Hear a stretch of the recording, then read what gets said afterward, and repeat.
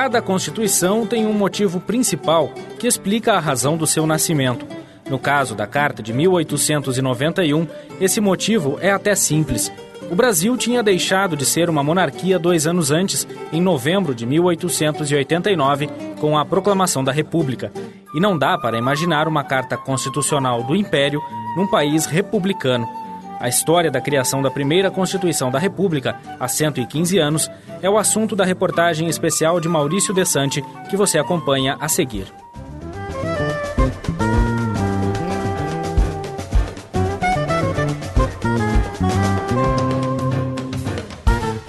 A primeira Constituição da República foi uma das cartas que mais duraram em toda a nossa história. É o que nos explica o professor da Universidade de Brasília, Antônio José Barbosa. Você tem uma ideia, no período republicano, essa é uma das mais longas e duradouras cartas que nós tivemos.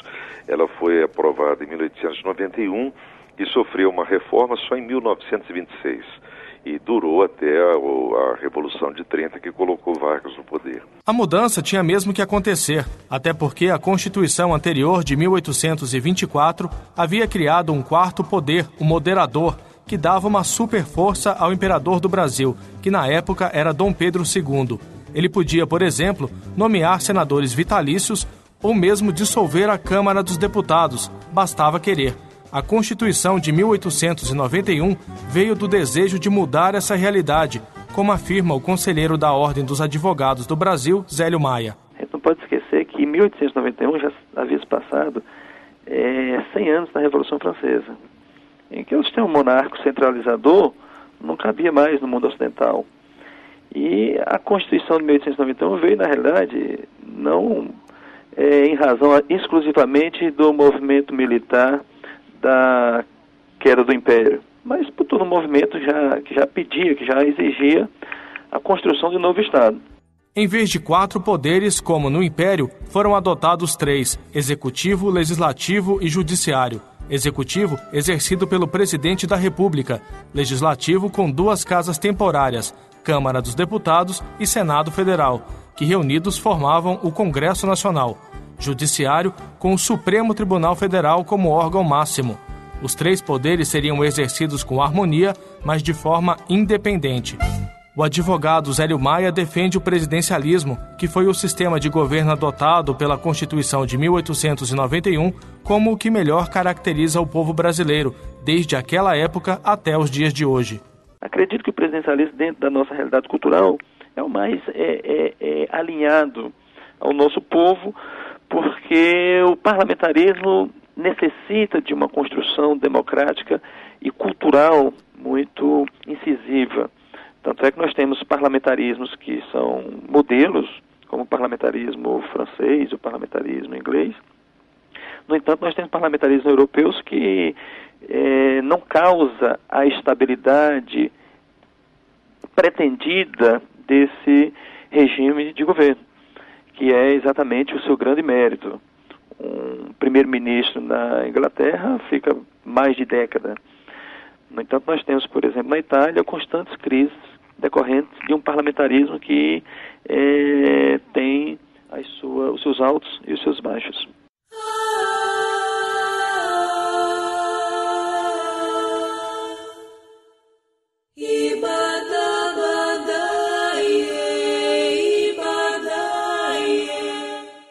Mas para entender melhor os principais pontos da Constituição de 1891, é preciso voltar um pouquinho no tempo e explicar os motivos que levaram o Brasil a deixar de ser uma monarquia. Entre os inúmeros fatores que podem explicar a crise do Império e a derrubada de Dom Pedro II, merece especial destaque o fim da escravidão em 1888. Os grandes proprietários de escravos, muito fiéis ao Império, perderam sua fonte de renda e acabaram se decepcionando com a monarquia. Há outro fator de desgaste que também foi decisivo para o fim do Império, a queda de braço entre a monarquia e a Igreja. Nos últimos anos do reinado de Dom Pedro II, ocorreu um choque sério entre a Igreja e o Estado. Um movimento de renovação da Igreja Católica, comandado pelo Vaticano, em todas as partes do mundo, buscava dar mais autonomia ao clero em suas relações com o Estado. Isso se chocava com o velho sistema do padroado, adotado no Brasil, no qual o imperador controlava o clero. O professor de História, Antônio José Barbosa, esclarece os motivos desse afastamento entre a Igreja e o Estado. Desde a Revolução Francesa e principalmente a partir das ondas revolucionárias da primeira metade do século XIX, foi se cristalizando a ideia de que religião e Estado não podem ser definitivamente a mesma coisa. Quer dizer, é um processo de laicização da política, de tornar laico, de tornar leigo o Estado contemporâneo. O Brasil entrou atrasado nisso, mas a República, até por definição, não poderia estabelecer ou não poderia aceitar a existência de uma religião oficial. Até porque os republicanos históricos, e principalmente os republicanos que fizeram o golpe de 15 de novembro de 1889, eram positivistas, então jamais aceitariam a permanência do padroado, quer dizer, a ligação da Igreja Católica ao Estado brasileiro. O resultado disso foi que a Constituição de 1891 decidiu desmembrar a Igreja Católica do Estado brasileiro. O conselheiro da OAB, Zélio Maia, explica a importância dessa medida para que outras religiões pudessem crescer no Brasil. A Constituição do Império dizia que, apesar de ser livre a possibilidade do exercício religioso de qualquer religião, a sua exteriorização pública em templos só poderia ser pela Igreja Católica. E a Igreja Católica era a Igreja Oficial do Brasil. Em 1891 já não se comportava essa vinculação Estado-Igreja.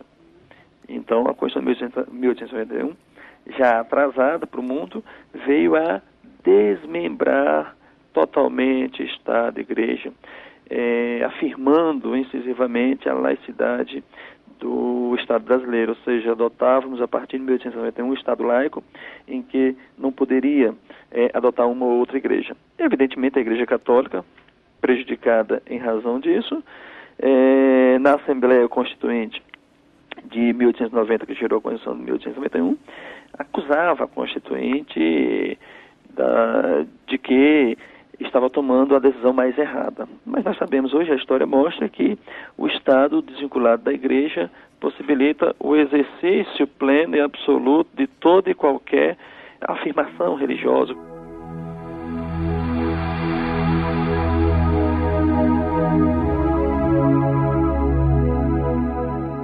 Talvez o fator mais importante do fim do Império tenha sido a pressão de grupos da elite civil pela autonomia das províncias, aliada à pressão por parte do Exército por um novo regime. E a Constituição de 1891 reflete exatamente esse desejo. As províncias passaram a ser estados de uma federação, com maior autonomia, com suas constituições hierarquicamente organizadas em relação à Constituição Federal. Os presidentes das províncias se tornaram presidentes dos estados, eleitos pelo voto direto, à semelhança do presidente da República. O professor Antônio José Barbosa arrisca dizer que a organização do Brasil na forma de uma federação foi a característica mais importante da Constituição de 1891. É bom recordar a tradição federativa que o Brasil sempre teve, iniciada com a Constituição de 1891. Ou seja, as unidades da federação, os estados, têm um grau de autonomia muito grande, inclusive em termos de organização política. Para que o ouvinte possa compreender isso melhor, vale lembrar que na chamada Primeira República, até 1930, o Brasil, a rigor, não teve nem partidos políticos nacionais. Os partidos eram locais, cada estado tinha as suas próprias organizações partidárias. Ou seja, eu acho que a questão do federalismo elevada à enésima potência é a característica política número 1 da Constituição de 1891. Mas o que faz do Brasil uma federação? Isso significa que por aqui os estados são unidos em torno de um governo federal único. Cada um desses estados abre mão de boa parte da sua soberania por causa da autoridade maior do governo federal. Apenas um pouco dessa autonomia é mantida, e é exatamente o grau de liberdade que cada estado tem que diferencia as federações, como a dos Estados Unidos, a brasileira e a alemã. Nos Estados Unidos, por exemplo, as unidades federadas têm muito mais liberdade e poder de decisão do que no Brasil. Desde 1891, a organização dos estados brasileiros na forma de uma federação fez parte de todas as nossas constituições, como explica o senador Amir Lando. Como diz a Constituição, nós somos uma república federativa e, como tal, temos nos estados a base institucional importante para construir a unidade sem prejudicar as peculiaridades, aquilo que é próprio de cada região, de cada estado, de cada gente que faz esse Brasil imenso, esse Brasil continental.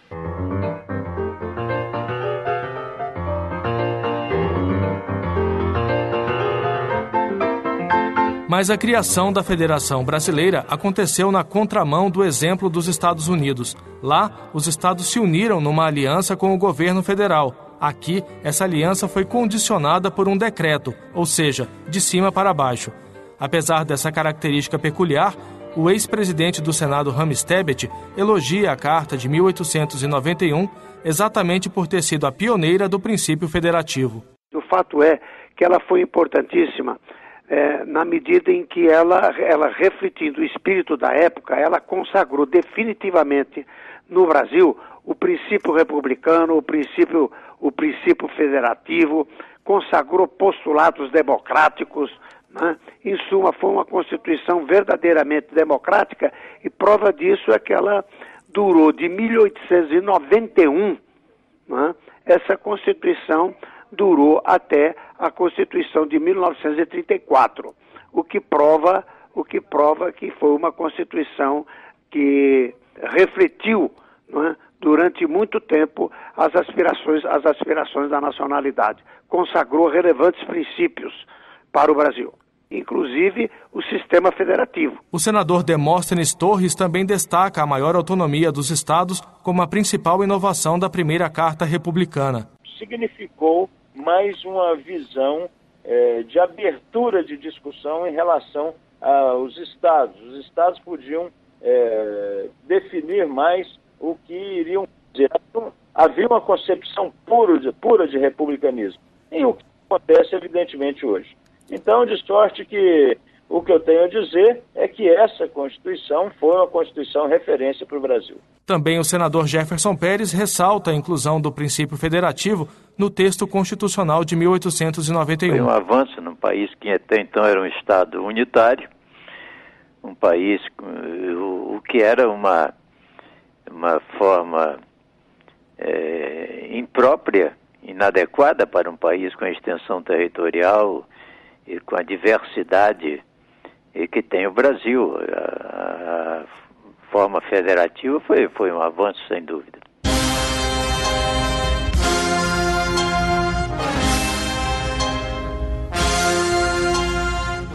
Com a proclamação da República, todas as estruturas de governo da antiga monarquia tornaram-se ultrapassadas.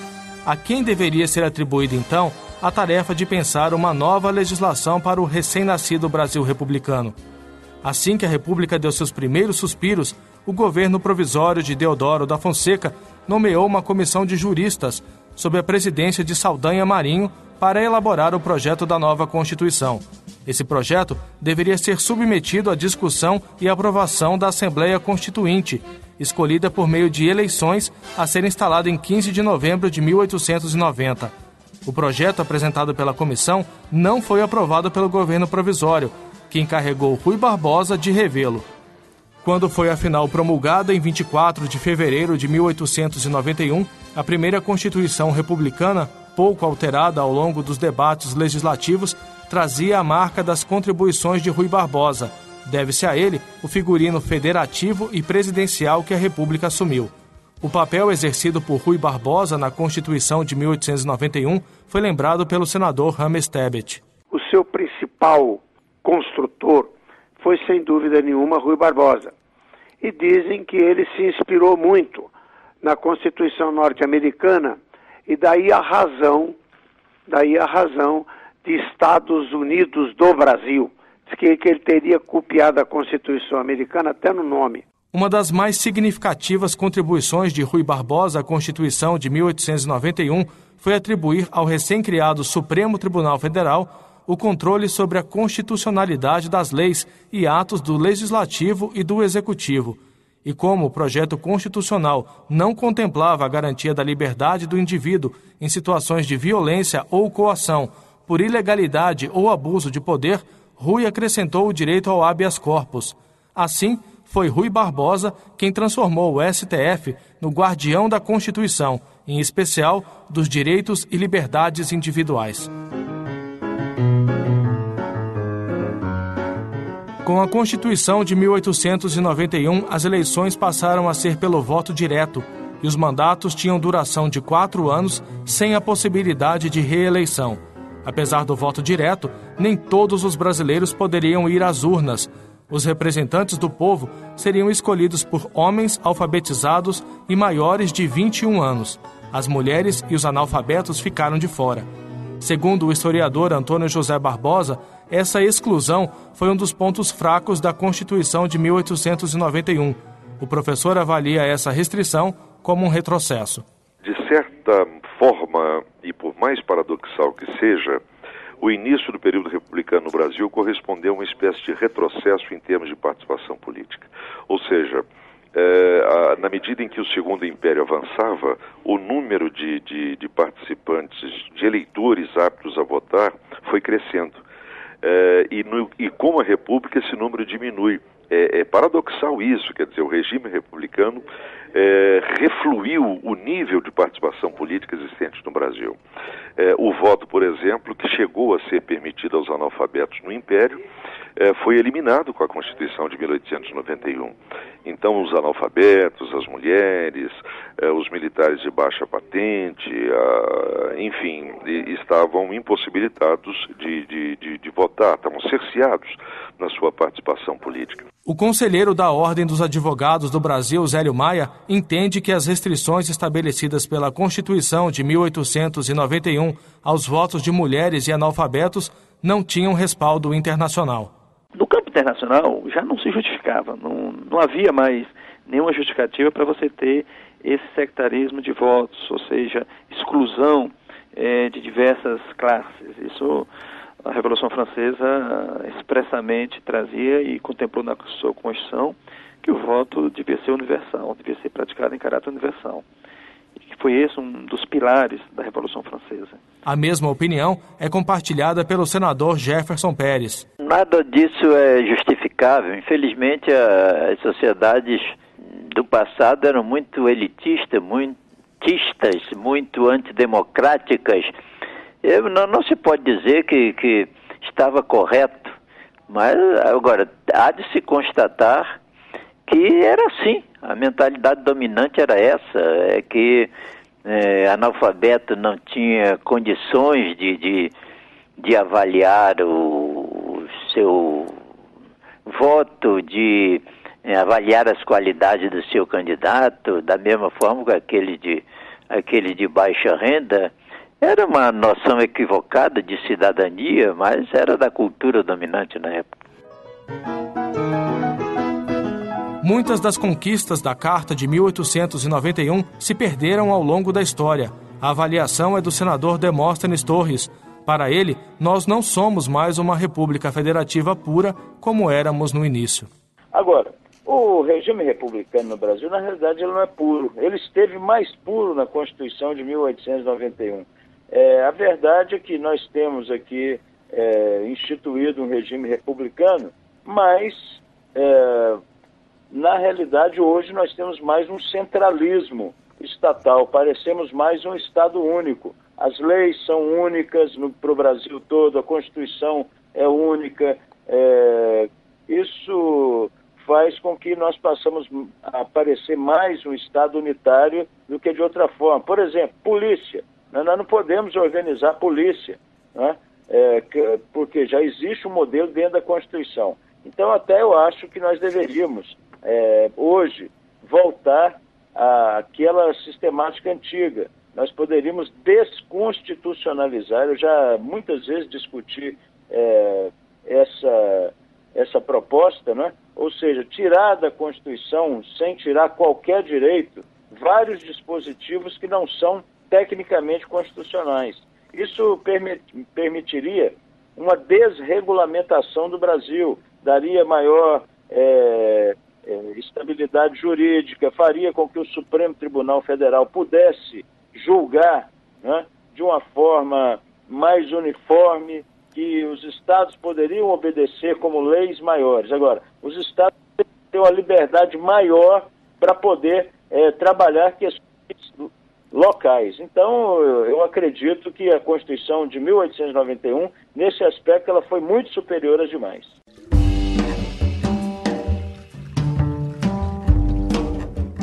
E o que dizer da Constituição atual? A Constituição é, como se sabe, a lei maior de um Estado. Cada sociedade soberana possui a sua, a qual serve como base legal para as demais leis em vigor no país. Assim, por exemplo, todas as leis que vigoram no Brasil hoje têm de estar em conformidade com os dispositivos da Constituição Federal de 1988, sob pena de invalidade. A atual Constituição, promulgada em 5 de outubro de 1988, nossa 8ª Carta Política, já foi mudada mais de 50 vezes. Por isso mesmo, tem ganhado voz a suposta convocação de uma nova Assembleia Nacional Constituinte, que produziria outra Constituição para o Brasil. É o que defende, por exemplo, o senador Amir Lando. Chegou a hora de convocarmos uma Constituinte para fazermos uma Constituição à imagem e semelhança do povo brasileiro, porque a evolução foi muita e, sobretudo, muito que se fez hoje não tem sentido, porque não é uma reação ao passado que a Constituição deve refletir, mas é, sobretudo, uma projeção de construção do futuro. E, nesse particular, a nossa Constituição ficou muito voltada para todo um estado de coisas autoritário, que, de certa maneira, fez marcas indeléveis na Constituição. Por isso que nós poderíamos despir a Constituição de tantas disposições desnecessárias, impróprias, no texto constitucional. E também o senador Jefferson Pérez. Levaria algum tempo fazer uma análise da Constituição atual. Ela é deficitária em alguns pontos, mas em outros ela exagerou. Ela é uma Constituição extensa demais, volumosa demais, está cheia de matérias que deveriam ser deixadas para a legislação infraconstitucional. Eu gostaria muito de fazer uma nova Constituição, enxugá-la muito mais, fazer uma Constituição que apenas estruturasse o Estado, estabelecesse os direitos e garantias fundamentais, basicamente isso, e deixasse tudo mais para a lei. Eu não gosto da Constituição em vigor. Apesar das deficiências da Constituição, o exercício da cidadania nunca foi tão incentivado e efetivado quanto nos dias atuais, e boa parte disso graças à Constituição de 1988.